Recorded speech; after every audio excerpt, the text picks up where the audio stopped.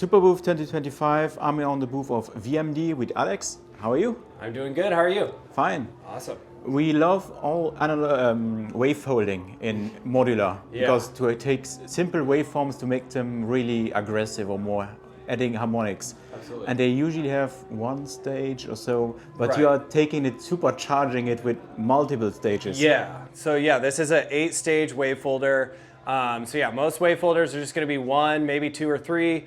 And then like the thing about wavefolding is that it's every time you reverse a waveform, you do it basically on a threshold. And so a lot of times you're just gonna, or manufacturers are just going to set those to a set level and you get kind of a set sound. And so what we're allowing you to do is to use the faders to set those voltages and where they're going to change and where the waveform is going to fold over. And then we also give you the ability to set targets of where they're gonna fold to. So you're gonna reverse the waveform, but then you also have to end somewhere. And on most wavefolders, you're gonna go back to that input voltage. But we have a couple different methods of targeting that really allow for just total control over sonic shaping, as well as some like just really loud and aggressive tones. There's also some built-in modulation, so you can get some really cool evolving tones as you go. And the name of the Skorpion, is it with the waveform Reanimator? Is it due of the built-in modulation, or where the name comes from? Yeah, so the name comes from the idea of like reanimating. One is like we're going to be redrawing waveforms. So you're sitting in, we're sitting in a triangle wave, that's what we're going to use for it. But you sit in a waveform, and then what comes out is completely different. And then yes, animation just comes from the idea of we have internal modulation, so you don't have to use any external sources to modulate it. Everything can happen inside. So there are 8 analog stage wavefolder. Yeah, exactly. Yes. And the modulation is also implemented analog? The modulation is all implemented digitally. Okay. So there's a total of 13 digital LFOs, 5 that you can control. And then there are 8 individual LFOs, 1 for each threshold, and those are all controlled on a weighted scale. So you only have to use 1 CV to change them or 1 control to change them. And how do you come up with this idea? Because usually it's a simple wavefolder. Yeah, so WMD is William Matthewson Devices, and William Matthewson is the main designer. And the story is that he was just thinking about it in the shower one day, completely serious.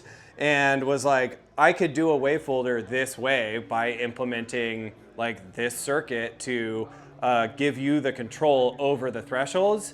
And like, I think the idea was for a single wavefolder, and that wouldn't be that cool because it would probably sound the same wherever you fold it in the wavefolder. So he was like, if I do it in sequence or in series, now we're gonna be able to like really draw the waveform that we're after. Mm-hmm. And the unit that we see here on Superbooth, is a prototype or already the finished one? Yeah, so this is a prototype. This is not the final panel. We have the final panel render on our website, and that's what we sent over to you.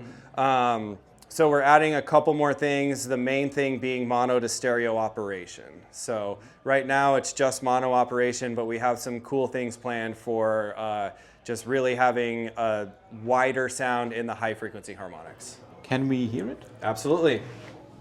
So yeah, as we turn it on, we're just listening to a triangle wave, and we're just listening to the dry sound. So as I turn it up, I've got it set to pretty much match that triangle wave, and we can turn up the fold a little bit, shape here, and we start turning up the thresholds, and we get these different points of folding.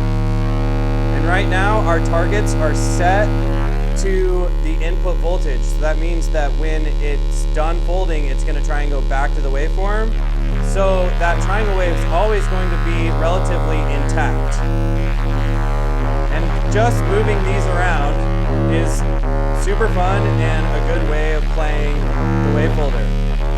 So as we turn them up a little bit, we've got the fold amount here. And then we have the slope, and slope is how fast it's going to fold. So slower, it's more round. As we go up, it gets more square. And so this sounds like your low pass filter. If you want to do rhythmic things Shift, that's probably where you'd put your LFOs or your envelopes. And then Shift will move around the fold points.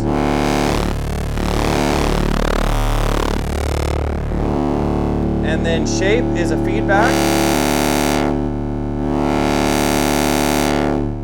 And so we also have 8 different places where the feedback can come from. So different outputs. I think it's 7. I think I miscounted. No, we're at 8. So there we go. And we can turn that up, and it's another place just to get timbre from.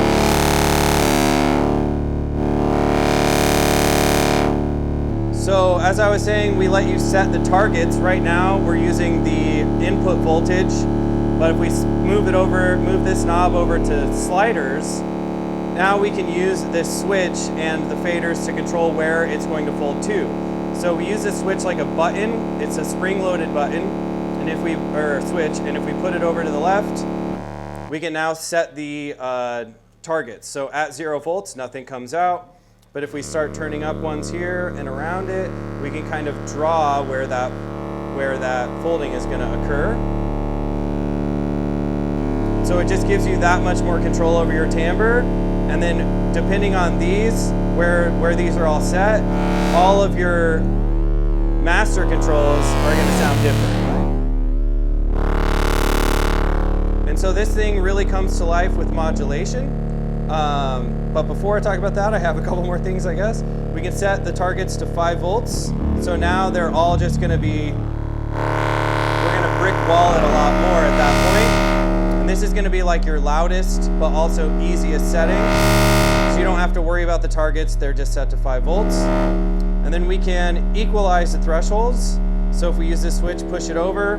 Now these faders don't work. They don't do anything. However, you can see they're a little bit darker here and brighter here because we have voltage going from low to high across in an equal manner. So this is going to be your most traditional way of doing an 8-stage wavefolder, and it's also going to be like your easiest to use mode because now we don't have to think about thresholds and we don't have to think about targets. We can just use these knobs.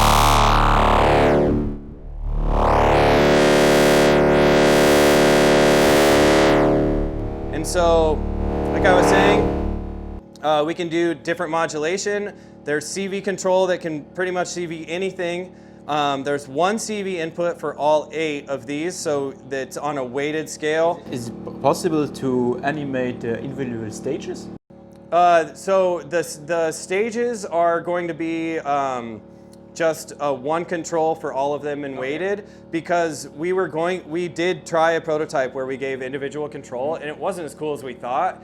And then it takes so many extra things to do modules, to modulate that many parameters that we just found it to not be as compelling as we had thought. The original plan was to do that, but we found it way better just to have one with the weighted control. You get a lot more animation out of it that way.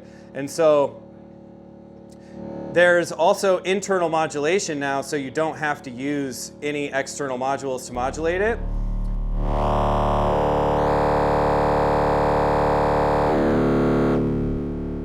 All of our knobs up here have attenuverters on them for CV control or the internal modulation. So I have them all in the center right now, so we're not going to get anything. However, the first thing we're going to do is just animate the threshold level so I can show you that weighted control. So this switch, again, we just hold it to the right, and now all of these labels on the side are what we're looking at. So we can say I want the threshold level all the way up, and I want it to be faster, and then it's running now. So as we get some wavefolding going on, we get that modulation.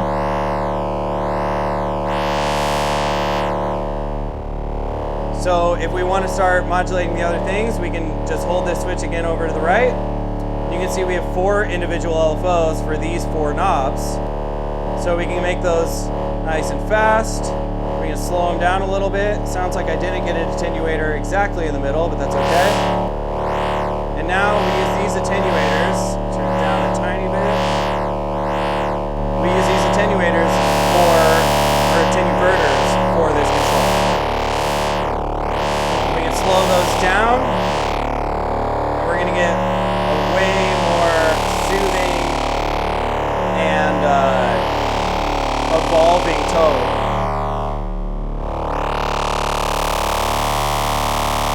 I'm going to move the jack valve back over here, and now we have jack control.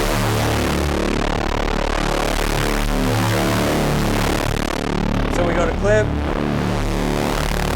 or slider target. We get different tones for each one.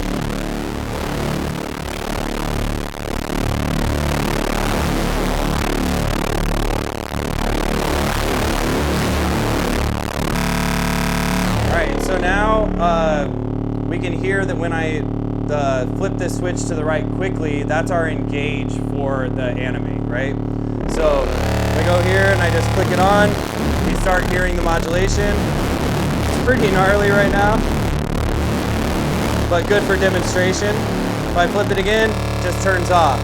So we have an envelope for this control to where you can have it slowly fade in and slowly fade out. So if we hold animate again, we have attack and release on this side. So I'll make it slowly go, but these envelopes do go quite a long ways, so try and make it so we can just hear it. So we've got that going, hit animate, slowly fades in. I hit it again, we can watch the LED.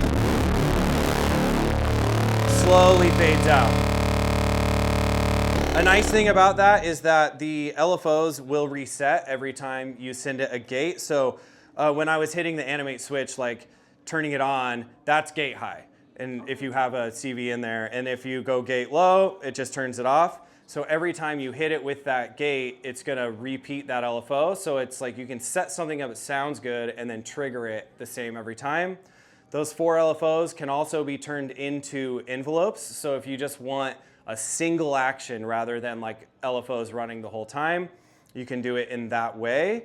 As you have tons of internal modulation, but you have still CV control over. Still CV control over everything, yeah. So you can use any, like if you've got modulation sources you love, you can do that.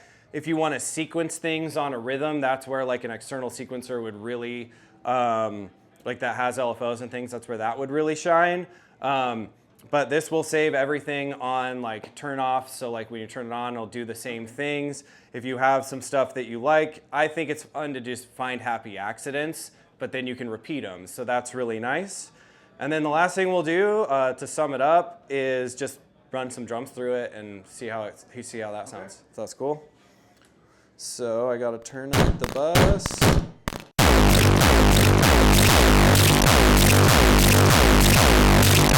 Just change the sequence real quick. Sorry.